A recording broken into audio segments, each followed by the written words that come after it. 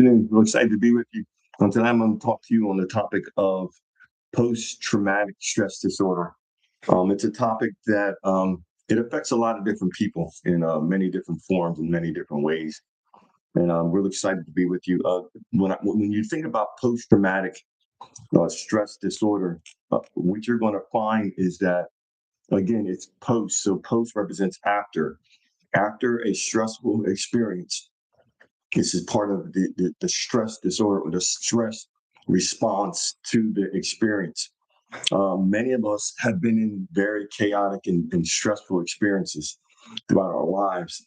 Those that went through these experiences, some of us had uh, results after the experience, things that happened that made us feel or stay in the energy of the experience still going on. When you look at PTSD, it represents that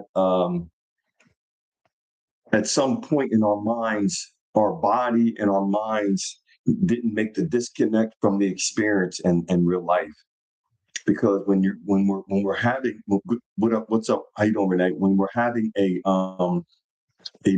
response to an experience, a past experience, many times that response is in direct connect to. Thank you for the likes and the shares and the taps. That response is in direct direct connect to our minds.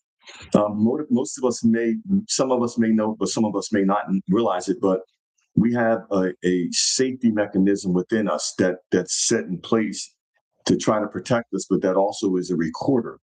It records all of our behavior, records the way that the experiences that we've gone through, records all of whether they're good experiences or bad experiences. So what happens is, in order for that recorder or that button to get hit, generally it's by habit, something that you do continually over and over again, but it's also by traumatic or highly emotional experiences. And so this is where you get PTSD, is because that is a post or after the trauma stress response.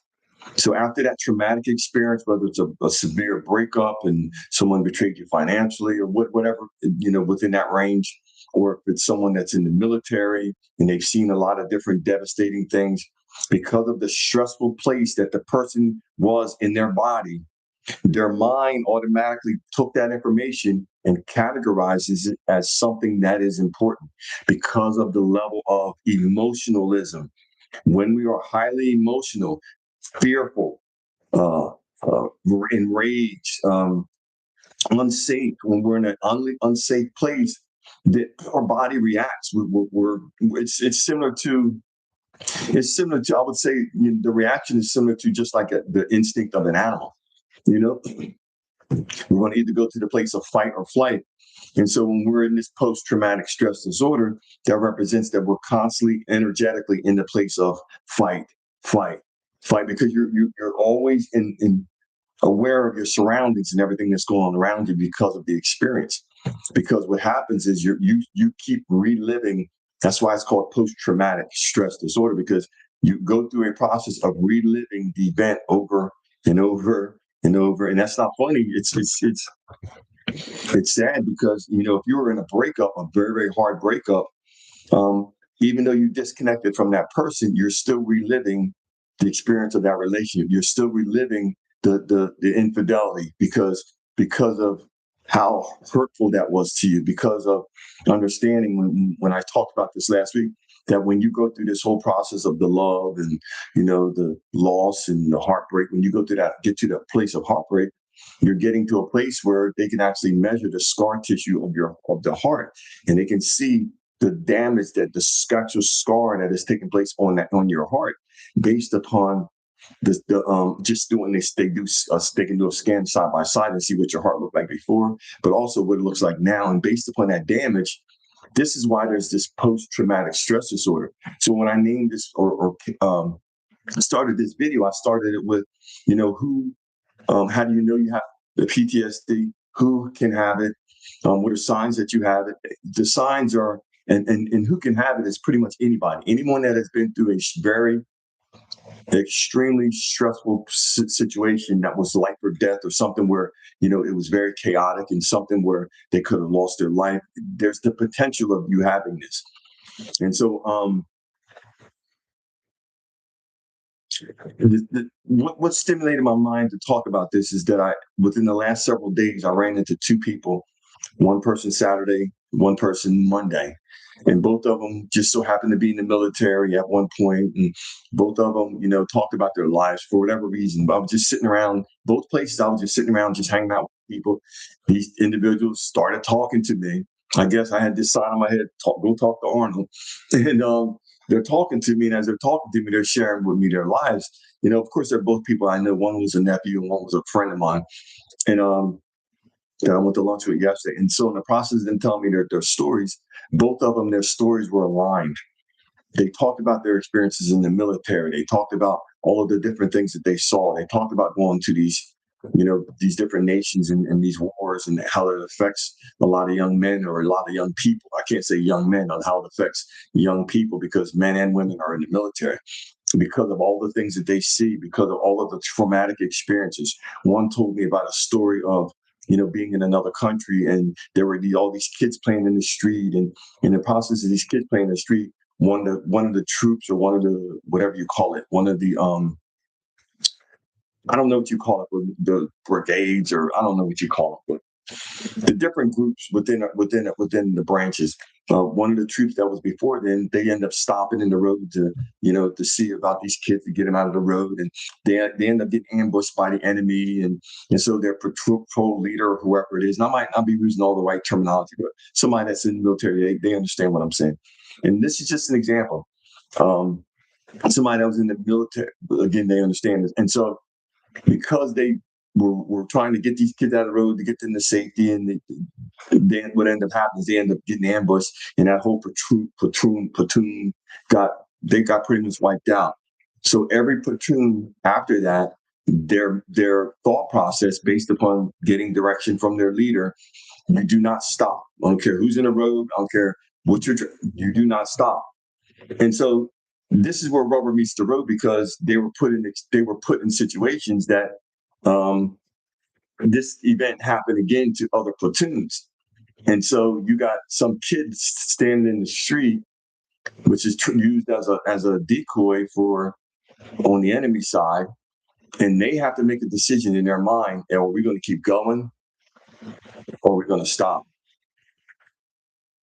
If we keep going, then you're going to take the life or harm some kid. If you stop, then you're taking a chance of your own life being destroyed.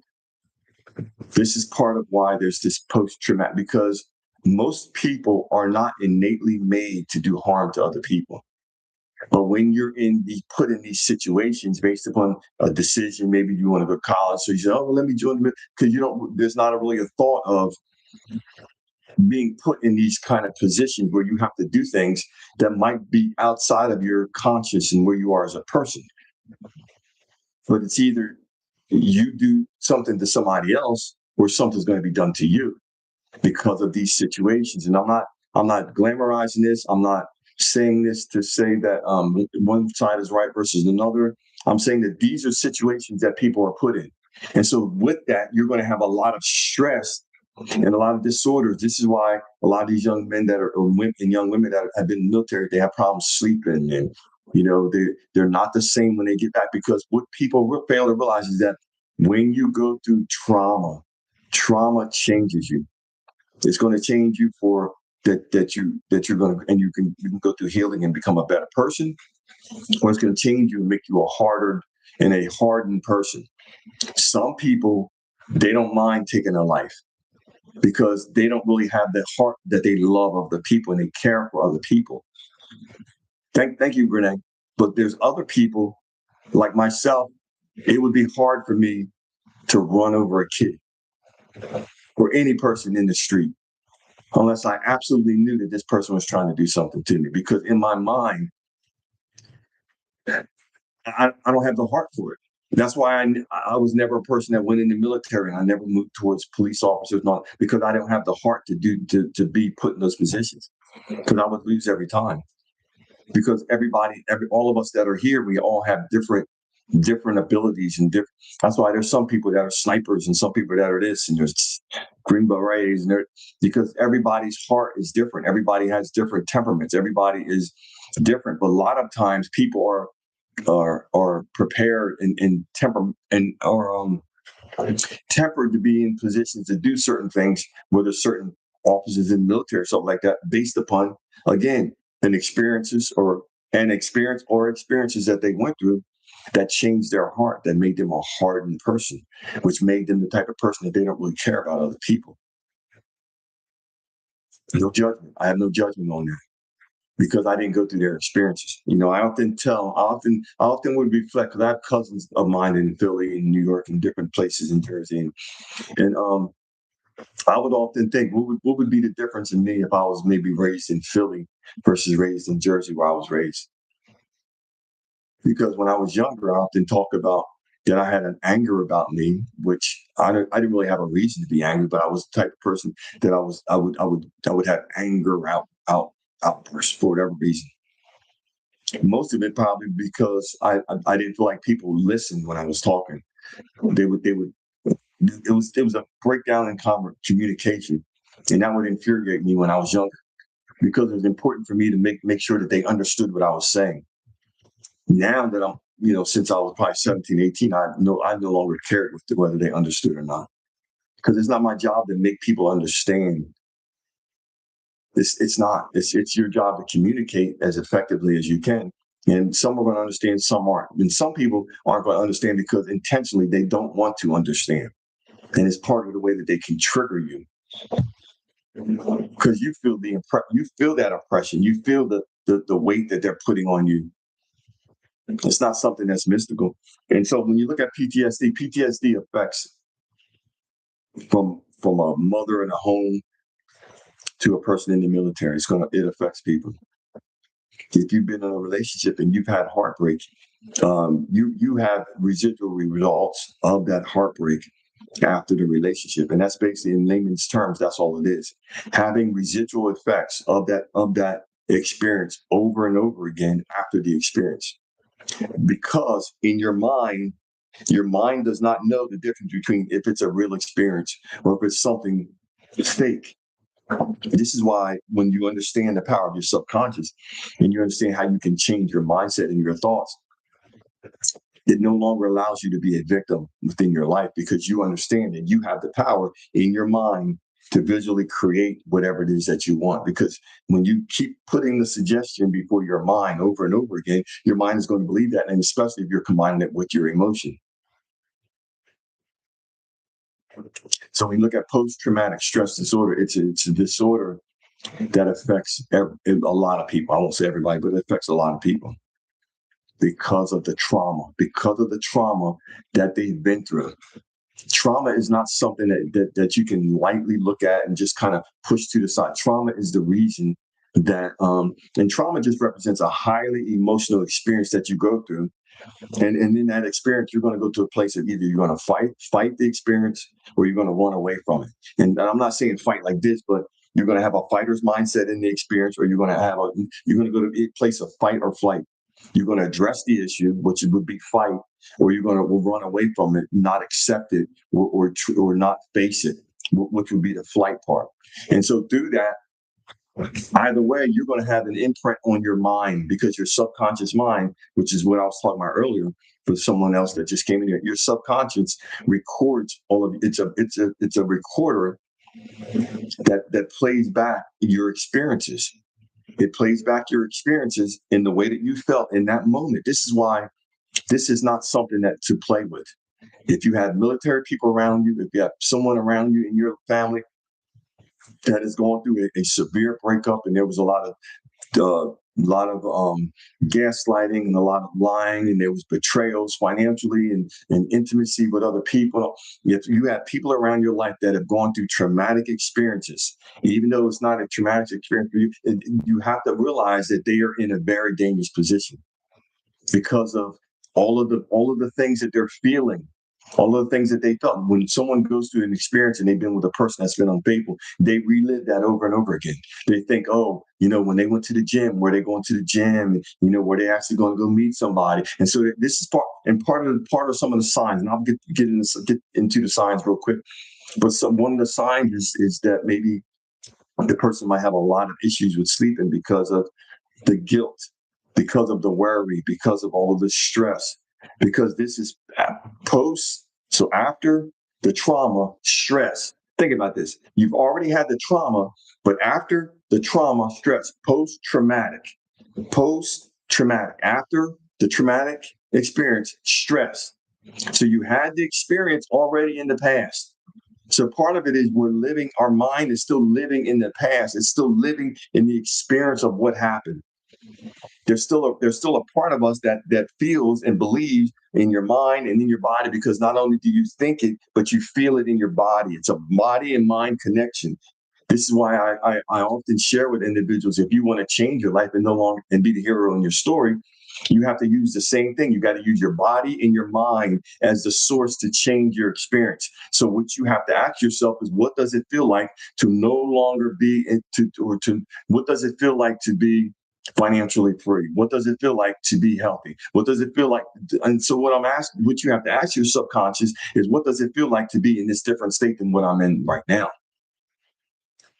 And what that should allow you to do is move past the 3D, where everything is based upon seeing, smelling, tasting, touching, the senses, into a higher realm, into a higher frequency, a higher dimension, where you can start actively receiving the things that you want. Because in order to have something in the physical realm, the 3D reality, you have to create it in the spiritual. Things are first spiritual and then they're physical. Spiritual and then physical.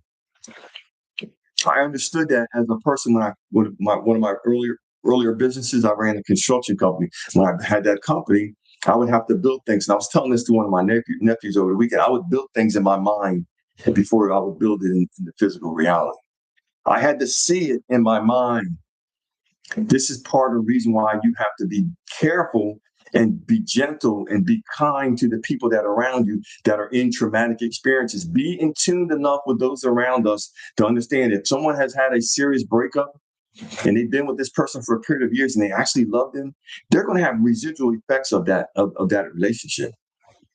Post trauma, stress disorder. That's why they call it post, after trauma, after the initial trauma, the traumatic experience, stress disorder. But they're going to feel all of the same stresses.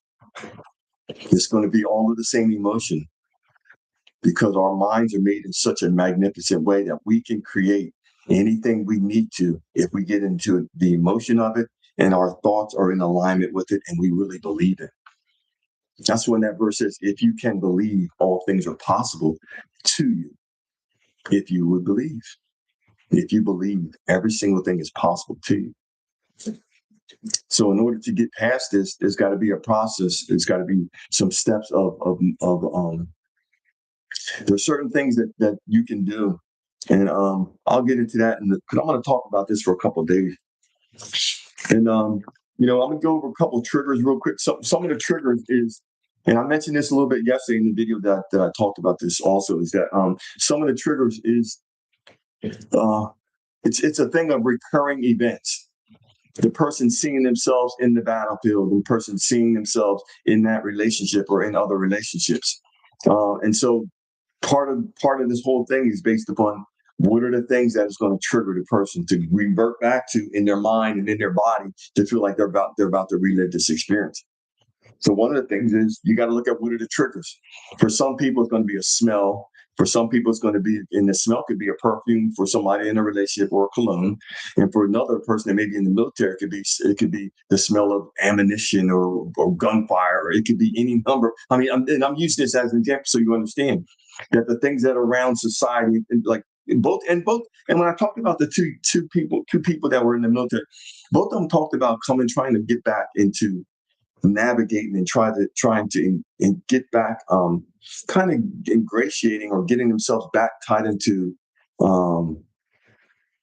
society. that was a process for both of them. And in my mind, I couldn't really understand. I couldn't really relate to it or understand it because I've never been in the military. But they talk about when they went away and all the different events that happened. But part of both of them's biggest issue was trying to get themselves back into society. It's like they couldn't quite find their place because of things that they'd seen, things that they had done by being in these different wars and these different battles, and how it had changed them. But the problem with most of this that people don't understand is that they're thinking that, oh, John went to Iraq and now he's back and John's the same. John is not the same. John saw too many things. John now can't sleep at night. John now is triggered by certain things, like car backfires or fireworks. Or John is triggered by things that are going. And the same thing with our relationships. We get triggered. This is why part of one of the things that you have to do is you have to disconnect yourself from, and I'm talking about relationship, you have to disconnect yourself from that person and from everything that's involved with them, and you have to move past them. It's a conscious decision. You have to get rid of everything that has anything to do with them. As long as you still have everything that has something to do with them, you're still connected to that person. I had a person came over my house one time. Not a person I was seeing just for a short period of time. I can't say a short period of time. It was like 6, 7 months, but that's a decent amount of time. And she came over to my house one time, and in this one room of my house, I got like all of these files, and because I'm a business owner, so I got to keep files for 6, 7 years, 10 years. I think it's 10 years, whatever it is. And so I got all these files and all filing cabinets lined up because, again, I've been a business owner for 20 some years, and I had stuff in that room of other people's that were no longer, or another person that was no longer part of my life. The stuff that was in that room, I didn't think about it because I never go in that room. And so as I'm walking through this room with this person, she said, "Why are you still holding on to that stuff?" And I said, "You know what?" I said, I didn't even really think about it. I said, because I didn't, it wasn't something that I really thought about because just wasn't a thought. But the bottom line is, if people are out of your life, one of the things what I found that I had to do was, and she kind of made me think about that. You got to go back and do an inventory of your life and get rid of every single thing that person represented out of your life. If they are not good enough to be in your life, why would we have anything, even if it's paperwork or if it's a picture or whatever? All of that stuff is still connecting you and tying you to that person. And if they were a person that did harm and devastation to you, why would you keep that memorability of that individual? For what reason? Because what it's going to do is going to trigger you. This is part of what I'm trying to share with you. It's going to be post-traumatic stress. You're going to trigger yourself based upon the experiences that happened with this person. So you're going to relive what they did to you. And some people, that they relive these experiences because the way they talk. Oh, they did this to me, and they did that to me, and they're still writing the same story. At some point, yes, through your healing journey, you're going to be still talking about that story, and at some point, it's going to move from that to just as a reference. You're referencing it just as an example to show somebody where things the steps that they can go through and how they can overcome and how they can get better and how they can grow and how they can do whatever. But at some point, you're no longer emotionally connected to the story. And you can tell the difference between if someone's connected to the story or not. If they're really connected to the story, there's emotion behind the story. They're still connected to that person, energetically, emotionally. And so when she said that, I was like, you know what? I'm glad you said that. I said, because it's not even something I thought about. Because initially I was going to keep this stuff here until this person because they had another place and they were trying to figure out where to move stuff and things like that. And my mind said, I care less if you keep it here or not. But looking back, I understand that sometimes people leave things or have things or keep things because they are still intertwined and connected to that person. And why are you still connected to a person that's showing you that they are not good for your life? It's like abuse of self. And so one of the things is recurrent. A lot of people, and so we get go over three things real quick. The first thing is triggers. We got to look at what are the things that are triggering us. People, places, and things. There's things that are going to trigger you to make you feel like this experience is something that's still going on. That's why I often tell people that are going through their post-traumatic stress in relationship is one thing I tell them is that you want to change all of the things that you used to do with that old person. You want to stop doing immediately. You want to stop listening to certain music, if it's romantic music and it's intimate music, and you want to stop listening to all that stuff. You want to keep yourself out of the place where you're because it's going to take you to flashbacks, especially if there are certain songs that you listen to and certain places that you used to go and certain there's certain things that you can't change. Like you can't change you're probably not going to be able to change the vehicle, but there's certain things that you can change. And so one of the things that I suggest is the music. Cut out all the Luther Vandross and all that. Give yourself time. You got to give yourself time. Same thing with a person that's coming back from the military or that's involved with law enforcement. If they're in it for a long time and there's someone that's in charge of like homicide or something like that, they see a lot of traumatic experience. They see people at their worst. And so there's got to be a process of changing or a process of getting ourselves out of that energy of seeing all of these traumatic experiences. And so whether it's recurring combat, whether it's triggers, whether it's the third thing was one of the things that happens is because of these experiences is there's a surge in the person's adrenaline based upon feeling as though they're in this experience again. And that's all I wanted to share with y'all. I got a bunch of other things. I got like 10 or 12 things that I want to share with y'all, but I'm only going to share 3 tonight because I'm trying to keep the video a little bit shorter because last week I was doing hour-long videos and then I got to edit them and so I want to try to keep it between 15 minutes and 30 minutes, and I'm already at 26 minutes. And so I appreciate y'all that are in here and that saw the video and that liked the video and all the good things, and appreciate y'all for tuning in. I've been trying to get on here every day throughout the week because I'm really geared towards building this YouTube channel out, and so I'm trying to go live at least once a day around 7 p.m. Last week I did twice a day, but my work schedule is a little bit different this week than last week. So I had a couple of days that I did lives twice a day for like short segments. But appreciate each and every one of y'all. Thank you, Renee. And y'all have any questions? Anybody have any questions? If anybody have any questions, because I'm talking about post-traumatic stress disorder. It is something again that affects whether you're a housewife or whether you're a person in the military. It's something that affects you, and it's something that's affecting you based upon based upon our own minds, because we store information, we store experiences, and that's a traumatic experience is stored, it's saved into your mind. But there's a way that you can get over that and you can change from it. And I want to share that on the last day of how you can actually get past it and how you can change your life. And so I appreciate each and every one of you. Thank you all for tuning in. Again, my name is Arnold Austin. I'm a coach out of New Jersey in the USA. Appreciate each and every one of y'all for tuning in. Have a good night. Like I always say, I believe in you. You just got to believe in yourself. Thanks. Talk to you soon.